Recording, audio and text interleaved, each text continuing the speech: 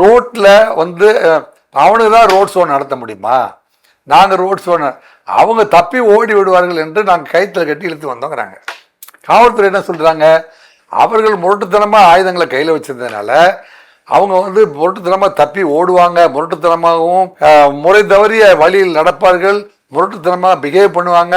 அவங்கள கட்டி பாதுகாப்பாக கொண்டுட்டு வரலன்னா காவல்துறையோட கட்டுப்பாட்டிலே அவங்க இருக்க மாட்டாங்க.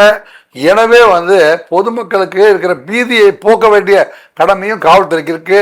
இந்த ரவுடிகள்லாம் வெளியில தான் இருக்காங்கன்னா ஊர் மக்கள்லாம் பயந்துருவாங்க. அதனால நாங்கள் என்ன செஞ்சோம், ஊர் மக்களுக்கு இவங்களை நாங்கள் கைது செஞ்சிட்டோங்கிற செய்தியை இதே பப்ளிக்ல தெரிவிக்கிறதுக்காக நாங்கள் அவங்கள ஊர்வலமாக கொண்டு வந்து பாத்ரூமில் வலிக்கு விழுந்த அவர்களை காப்பாற்றி கட்டுப்போட்டு ரிமாண்ட் பண்ணியிருக்கோம் அப்படின்னு வந்து போலீஸ் ஒரு செய்தியை சொல்லியிருக்கு. அந்த காவல்துறையை வந்து வரவேற்பதா ஏற்பதா அப்படிங்கிறத உங்கள் கையிலே விட்டுறேன். சில பேர் வந்து இவர் போலீஸுங்கிறதுனால எப்போ பார்த்தாலும் போலீஸ்க்கே சப்போர்ட் பண்ணுறாரு அப்படின்னு வந்து சொல்லக்கூடும், நினைக்கக்கூடும். அப்படியெல்லாம் வந்து உங்களை நினைக்கிறதுக்கு நான் விடலை. இந்த தடவை வந்து நீங்களே முடிவெடுங்க. இப்படி பொது இடத்துல வந்து கத்தியை காட்டி சாதாரணமாக பயணம் பண்ணிட்டு மக்களை பீதி அடையாளர்கள் வீசினவங்க சரியா?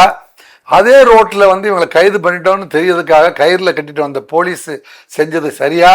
அப்படிங்கிற விடையை வந்து உங்கள்கிட்டே விட்டுறான். என்னுடைய சார்பாக ஆர்ஆர்டிவி சார்பாக காவல்துறைக்கு பாராட்டுகள்.